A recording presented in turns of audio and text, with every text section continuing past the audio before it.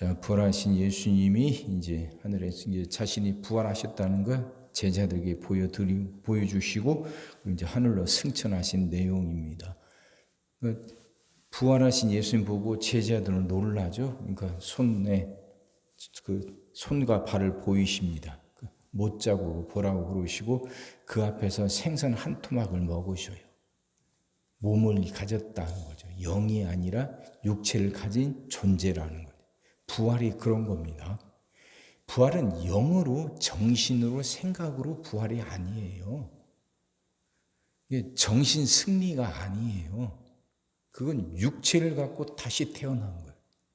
그건 정말 말 그대로 새로운 시작입니다. 근데 새롭게 가진 그 육체는 이전에 말 그대로 새로워요. 이전에 있던 육체와는 다릅니다. 그러니까 예수님이 벽을 뚫고 들어오시죠. 시간과 공간을 초월하셔요. 하지만 그 육체는 먹기도 한다. 그러니까 이건 완전한 새로운 거예요. 부활이란 게 고난을 이겨내고 극복하고 그래서 정신적으로 승리하는 정도가 아니에요. 그건 새로운 육체를 가진 것이고 그 말은 죽음의 권세를 깨뜨리고 이겼다는 거예요.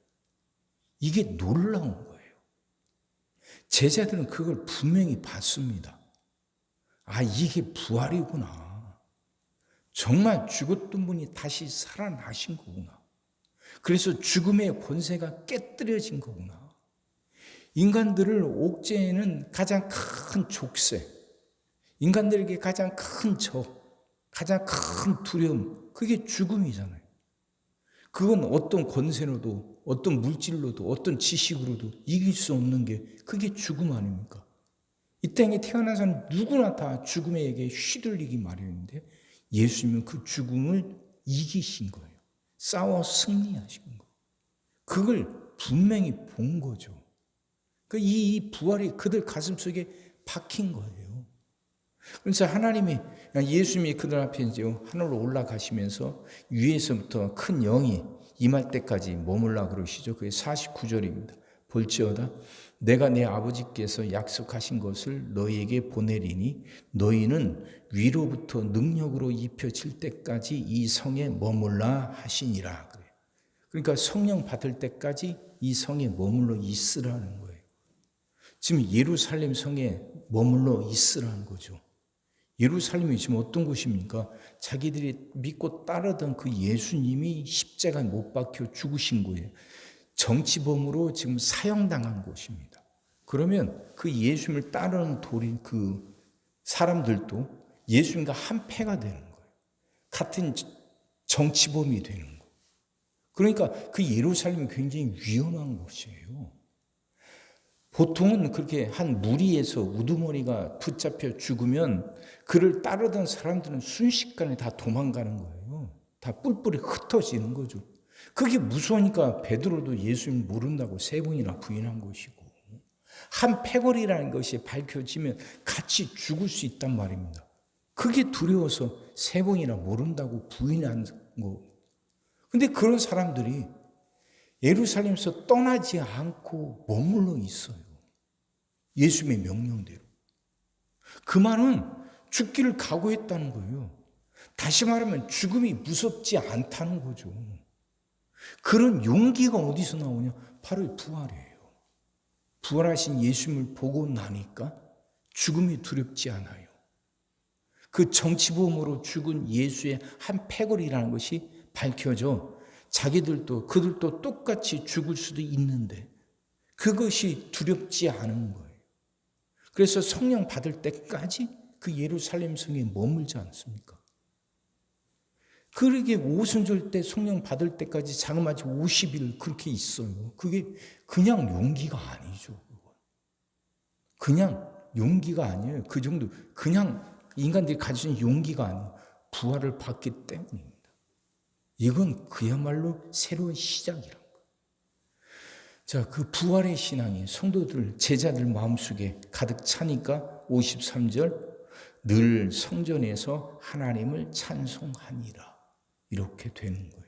이걸 본 것이고 그리고 그 예수님이 성경을 다시 풀어주셨다 그러죠. 45절 이에 그들의 마음을 열어 성경을 깨닫게 하시고 성경의 핵심이 결국 예수님이잖아요. 예수님이죠. 구약은 예수님이 오실 거라는 약속이고 신약은 그 예수님이 오셨다는 것이고 그 예수님이 중심이라는 걸 알게 되고 그래서 하나님의 모든 역사가 결국 우리를 구원하는 거라는 것. 그것을 깨닫게 되었다는 거죠. 우리의 구원. 그러니까 우리의 죄의 용서죠. 성경의 핵심이 결국 그거 아닙니까? 구원이잖아요. 하나님이 만드셔서 보시기에 좋았던 인간들, 그 세상이 인간들의 죄 때문에 파괴되죠. 에덴 동산에서 쫓겨나요. 그러면서부터 고난이 시작됐고 하나님은 그런 인간들을 다시 회복시키시려고 다시 구원하시려고 하신 것이고 그 구원을 위해서 예수 그리스도를 보내신 것이고 그러니까 그걸 믿고 우리는 돌이켜 회개하는 거죠. 죄의 용서와 회개. 이게 구원이죠. 그러니까 이게 성경의 핵심이죠. 그걸 믿는 사람들은 자기를 돌이키게 되는 거예요. 자신이 죄인이라는 걸 깨닫고 죄가 용서받을 수 있는 길이 열렸다는 걸 알고 자신을 돌이켜 회개하는 것. 이게 성경의 핵심이죠.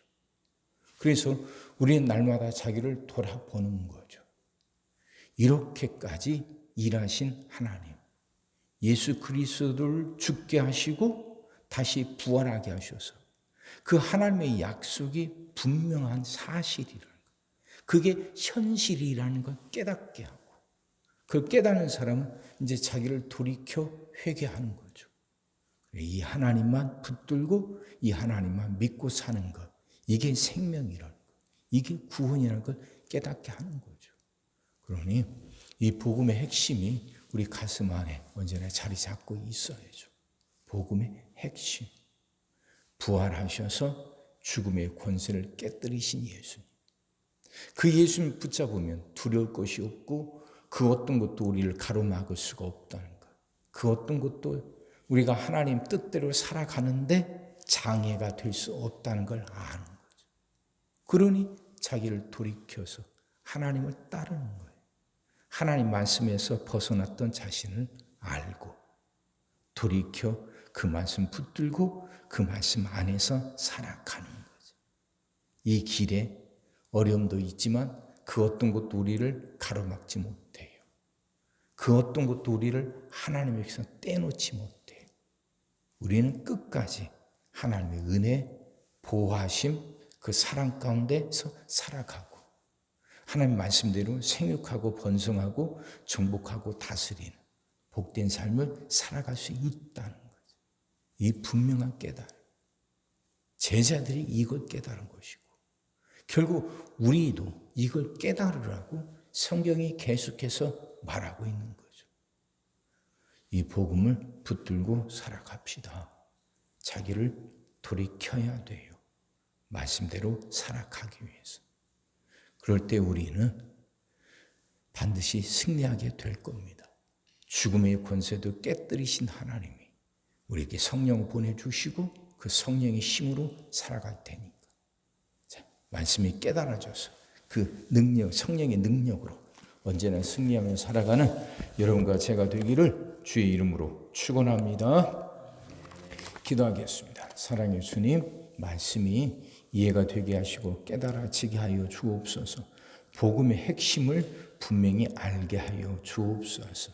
예수님이 부활하셨습니다. 새로운 몸을 입으셨습니다. 그것은 죽음의 권세를 깨뜨렸다는 증거입니다.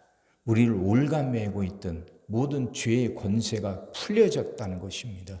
하나님 이건 이제 분명히 깨닫게 하시사 이제는 새롭게 이제 분명한 믿음으로 하나님이 주시는 그 은혜 가운데 살아가게 하여 주옵소서. 두려워하지 않게 하시고 흔들리지 않게 하시고 의심하지 않게 하여 주옵소서. 하나님의 뜻대로 우리가 복되게 살아가는데 그 어떤 것도 우리의 장애가 될 수 없다는 것, 그 어떤 것도 우리를 하나님의 사랑에서 끊을 수 없다는 것 분명히 알게 하시사 말씀에 자신을 비춰보고 언제나 돌이켜 그 말씀대로 살아가는 우리들 되게 하여 주시옵소서. 오늘도 우리 모든 성도들 위해 기도합니다. 한 사람 한 가정 빠짐없이 일일이 찾아가셔서 오늘도 함께 하시고 은혜 내려 주옵소서. 가정들이 다 평안하게 하시고 식구들이 다 건강하게 하시며 생업이 다 형통하게 하시고 문제들이 다 해결받게 하여 주옵소서. 우리 자녀들 축복하시고 앞길을 열어 주옵소서. 우리 자녀들이 하나님을 사랑하게 하시고 말씀을 지키게 하시며 하나님께 영광 돌리는 일꾼들로 살아가게 하여 주옵소서. 하나님, 새날을 간절히 소망합니다. 성도들은 질병을 이겨내고 물질의 어려움을 극복하고 수많은 문제들을 해결하며 살아가게 하시고 교회 안에서는 예배가 살아나 빈자리가 가득 채워지며 언제나 생명의 역사가 일어나는 그 새날이 오게 하여 주옵소서. 오늘 하루도 모든 성도들 눈동자처럼 지키시고 복된 길로 인도하여 주옵소서. 믿사옵고 예수님의 이름으로 기도하옵나이다.